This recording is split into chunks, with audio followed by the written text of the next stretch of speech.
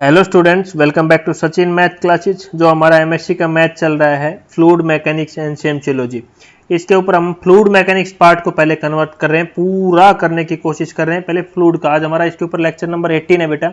इससे पहले के लेक्चर चाहिए तो आपको नीचे डिस्क्रिप्शन में प्लेलिस्ट का लिंक दिया हुआ है। एमएससी के और भी बहुत सारे मैथ मैंने कंप्लीट करा दिया, उनका लिंक भी नीचे डिस्क्रिप्शन में है। अगर आपको नोट्स का पीडीएफ चाहिए तो वो भी नीचे डिस्क्रिप्शन में टेलीग्राम चैनल का लिंक है, वहां पे जाके आप ले सकते हो। ठीक है, आज का टॉपिक हमारा बहुत ही इंपॉर्टेंट है और ये टॉपिक मैंने लगभग बहुत पहले पढ़ा दिया था आपको, उसी लेक्चर का यूज करके तो उसमें वो उसको नहीं भी किया तो भी चलेगा आपको। आज का लेक्चर क्या है कि वोरोसिटी इक्वेशन हमारी क्या होती है, सबसे इंपॉर्टेंट यह है।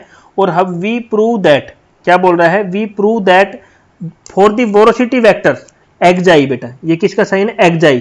कैसे बनाते हैं, ऐसे xi is equal to del cross q vector satisfy following two equations. हमें यह बताना है कि इन दोनों इक्वेशन को सेटिस्फाई करेगा। ये कौन सा वेक्टर है, वोरोसिटी वेक्टर है बेटा। ये मैंने बहुत पहले पढ़ा दिया कि वोरोसिटी वेक्टर क्या होता है, xi is equal to del cross q, या हम इसको कर्ल क्यू भी बोल सकते हैं। क्या बोल सकते हैं, कर्ल क्यू। ठीक है बेटा, कई जगह इसको कर्ल क्यू भी लिख सकते हैं। वोरोसिटी वेक्टर किसके इक्वल होता है, कर्ल क्यू के उत्तर। ये हमारा डेल क्रॉस है बेटा, वेक्टर पढ़ रहे हैं इधर हम, डेल क्रॉस क्यू है। ठीक है, एक्साई किसका साइन है, हमारा वोरोसिटी वेक्टर का। ठीक है, तो हमें प्रूव करना है कि ये इन दोनों इक्वेशनों में सेटिस्फाई करता है। तो अभी पहली इक्वेशन को हम पहले सोल्व करेंगे और उसमें दिया when body force are non conservative. इसमें बॉडी फोर्स क्या है, नॉन कंजर्वेटिव है। कंजर्वेटिव फोर्स क्या होता है, मैंने पहले भी बताया था, जो पाथ पे डिपेंड ना करके हमारी इनिशियल और फाइनल पोजीशन पे डिपेंड करे। क्या है, पाथ पे डिपेंड नहीं करता।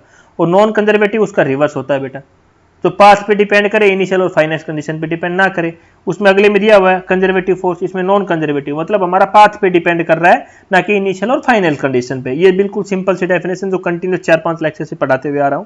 पहले हम पहले पार्ट को प्रूव करना सीख रहे हैं। यहाँ पे हमने थोड़े दिन पहले ही कंटिन्यूस हम यही यूलर इक्वेशन ऑफ मोशन को यूज कर रहे हैं, और शायद अभी तो आपको ये उंगलियों पे, फिंगर टिप्स पे याद हो गई होगी।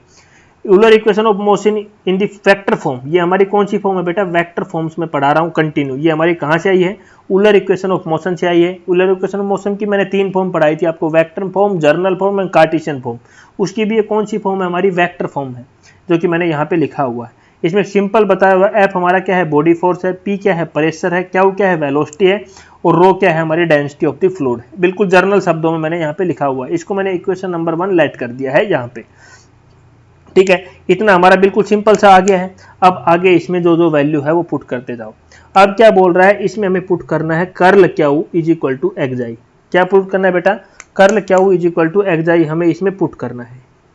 पुट कर दो, तो यहाँ पे कर्ल क्यू की जगह ही पुट करना है एक्साई। तो अरे मैंने थोड़ी देर पहले ही तो बताया था, xi is equal to del cross q, या फिर और क्या लिख सकते हैं, xi is equal to curl Q.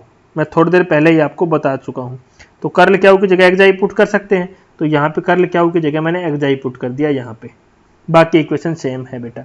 अब क्या बोल रहा है, कर्ल, हमने पूरी इक्वेशन के बोथ साइड कर्ल लगा दिया। तो क्यू की जगह हमने कर्ल कर दिया, यहाँ पे कर्ल लगा दिया, यहाँ पे कर्ल लगा दिया, या कर्ल क्यू पे लगा दिया, यहाँ कर्ल इसके आगे लगा दिया। जब बेटा हमने यहाँ पे कर्ल लगाया था, याद सुनो, यहाँ पे कर्ल लगाया तो कर्ल बेटा डेल क्रॉस डेल आ जाएगा। कर्ल का मतलब क्या होता है, कर्ल मतलब डेल लगा रहे हैं बेटा हम। कर्ल का मतलब क्या है, डेल क्रॉस लगा रहे हैं। तो डेल क्रॉस डेल हमारा क्या हो जाता है बेटा, 0 हो जाता है। यहाँ पे मैंने लिखा भी हुआ है, शायद देखा नहीं मैंने, बताना याद नहीं रहा। डेल क्रॉस डेल क्या, 0 हो जाता है। यहाँ पे 2 बार डेल का क्रॉस करेंगे तो 0, तो ये टर्म क्या हो जाएगी बेटा, 0, इसलिए मैंने इसको 0 लिख दिया। और यहाँ पे मैंने कर्ल ऑपरेट कर दिया, कर्ल क्या, कर्ल लगा दिया, यहाँ पे भी कर्ल लगा दिया, और यहाँ पे कर्ल एफ हो जाएगा, यहाँ कर्ल 1/रो डेल पी हो जाएगा। ये देखो, इसको इक्वेशन नंबर 3 नाम दीजिए। ये हमारा 0 कैसे है, डेल क्रॉस डेल, क्योंकि यहाँ भी कर्ल लगाना था ना बेटा, कर्ल डेल, तो मतलब डेल क्रॉस डेल।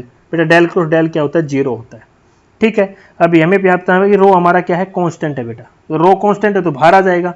और हमें पता है फ्लूइड हमारा किस प्रकार का, इनकम्प्रेसिबल है and homogeneous, then the equation 3 is become. तो इक्वेशन 3 हमारा फ्लूइड क्या है, इनकम्प्रेसिबल है, तो हम क्या लिख सकते हैं बेटा, और रो हमारा क्या है, कांस्टेंट है। रो कांस्टेंट है, अगर फ्लूइड इनकम्प्रेसिबल है तो इसकी वैल्यू क्या हो जाएगी बेटा, 0 हो जाएगी हमारी। यहाँ पे मैंने लिख दिया, क्यों होगा, क्योंकि डेल क्रॉस, देखो यहाँ पे ट्रिक है बिल्कुल, 1/रो बाहर आ जाएगा हमारा, अंदर क्या बचेगा, कर्ल डेल पी। अब कर्ल क्रॉस कर्ल फिर आ गया ना बेटा, ये तो डेंसिटी कांस्टेंट होगी तो बाहर आ जाएगी, तो कर्ल डेल पी। अभी कर्ल को तो मैंने थोड़ी देर पता बताया ना, कर्ल इसका मतलब क्या है, कर्ल क्रॉस, और अंदर क्या है कर्ल, भाई कर्ल क्रॉस कर्ल तो फिर जीरो हो गया, तो हमारी ये वैल्यू जीरो आ गई इस साइड की वैल्यू। तो हमारी क्या इक्वेशन बच गई, del x i upon del t is equal to curl f. इसको मैं इस साइड लेके, इस टर्म को दूसरी साइड लेके चला गया, तो इसको मैंने इक्वेशन नंबर 4 लेट कर लिया। अब बेटा इसने वेक्टर की एक आइडेंटिटी यूज कर दी, यहाँ पे क्या आइडेंटिटी यूज किया, जो कि मैंने यहाँ पे लिखा हुआ, जब हमारा डेल क्रॉस बी क्रॉस सी हो तो उसको हम लिख सकते हैं इस फॉर्म में। तो ये फॉर्मूला इसने कहाँ लगाया बेटा, इस पे लगाया है। इसको क्या है, कर्ल को क्या लिख सकता हूँ, curl cross Q dot x का वेक्टर। तो ये सेम फॉर्म बन गई, ये वाली और ये वाली। इसको इस प्रकार से लिख देते हैं बेटा, डायरेक्ट लिख के बता रहा हूँ, एक एक चीज समझाऊंगा नहीं, एमएससी का मैथ पढ़ा रहा हूँ यहाँ पे। Del cross q cross x हो जाएगा हमारा यहाँ पे। इसको इस पे ये फॉर्मूला पूरा अप्लाई करो, तो इस इक्वेशन 4 को क्या लिखेंगे, इस प्रकार से लिख देंगे।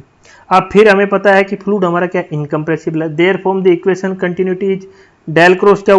बेटा इनकम्प्रेसिबल फ्लूइड के लिए मैंने ऑलरेडी पढ़ाया, हमारा क्या होता है, डेल डॉट क्यू वेक्टर हमारा जीरो होता है, डेल डॉट एक्स भी जीरो होता है जब हमारा इनकम्प्रेसिबल फ्लूइड होता है। बेटा याद रखना, फिर दोबारा से बता रहा हूँ, ये दोनों वैल्यू क्या हो जाएगी, जीरो। तो ये दोनों जीरो हो जाएगी, तो ये जीरो होगा, सॉरी ये जीरो होगा हमारा, ये जीरो हो जाएगा, दोनों वैल्यू जीरो हो जाएगी पूरी। तो हमारा बचेगा क्या, ये मैंने बची हुई 3 टर्म 4 टर्म लिखी है, 2 ये बचेगी और 1 ये बचेगी, ये टर्म मैंने लिख दिया। अब मैं इस टर्म को, जो नेगेटिव वाली टर्म, तो मैं इस साइड ले आया, तो ये इस साइड लिख दिया, इस साइड हमारी ये 2 वैल्यू बच जाएगी। ठीक है बेटा, 2 वैल्यू बचेगी। आगे क्या करेंगे देखो, फिर आपको पता होगा यहाँ से एक्स आई हम कॉमन निकाल सकते हैं, तो एक्स आई मैंने कॉमन निकाल के इस प्रकार से लिख दिया, ये दो टर्म सेम है। अभी आपको देखते ही पता लग रहा होगा, ये चीज मैं आपको कंटिन्यूस पढ़ाता हूँ, ये किसके इक्वल होती है, डी बाई डी टी मतलब मटेरियल डेरिवेटिव। बेटा मटेरियल डेरिवेटिव के बराबर हो गई ये इक्वेशन हमारी। तो इसकी जगह मैं क्या लिख सकता हूँ, डी बाई डी टी, और ये बाहर एक्स बाहर था, एक्स इज इक्वल टू ये वैल्यू हो गई। यही तो हमें प्रूव करना था बेटा, बताओ। यही देखो, दोनों यही इक्वेशन कर दिया satisfactory Euler equation of motion से, और यही हमारा लिख रखा है मैंने, डी बाई डी टी क्या होता है, मटेरियल डेरिवेटिव होता है। तो यही हमें प्रूव करना था बेटा। तो ये लेक्चर बेटा अच्छा लेक्चर था, इसी लेक्चर से हमें ये प्रूव करना सीखा। एक होमवर्क दे दे, अब ये तो मैंने प्रूव करके दिखा दिया।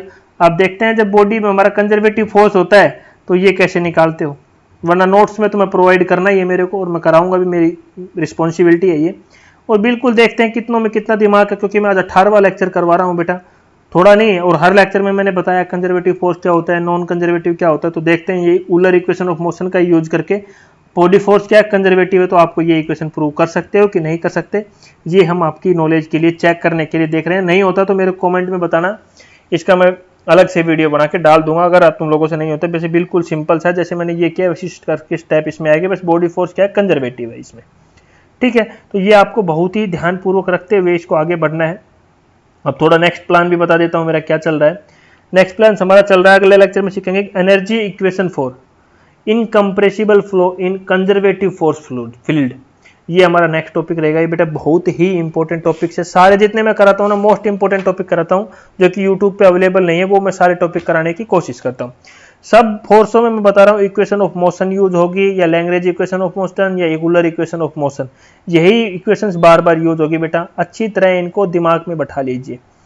और हाँ, मैं एक छोटी सी न्यूज दे देना चाहता हूँ, एमएससी का अगर आपको कोई भी मैथ चाहिए, प्लस उसके वीडियो लेक्चर चाहिए, प्लस उसके नोट्स चाहिए, प्लस उसके प्रीवियस ईयर क्वेश्चन पेपर चाहिए, तो मात्र ₹100 में अवेलेबल है, नीचे टेलीग्राम पे जाके आप ले सकते हो। ठीक है बेटा, तो इसी प्रकार एनजीओ करते रहिए। अगर कोई भाई नोट्स नहीं खरीद सकता कुछ फाइनेंस कंडीशन की वजह से, तो हम उसको फ्री भी प्रोवाइड करेंगे। आप हमसे कॉन्टैक्ट कर सकते हैं और अपनी प्रॉब्लम्स बता सकते हैं, और हम आपको फ्री प्रोवाइड करा देंगे। ठीक है बेटा, तो वीडियो अच्छी लगे तो वीडियो को लाइक करना, शेयर करना एंड चैनल को सब्सक्राइब करना। Thank you.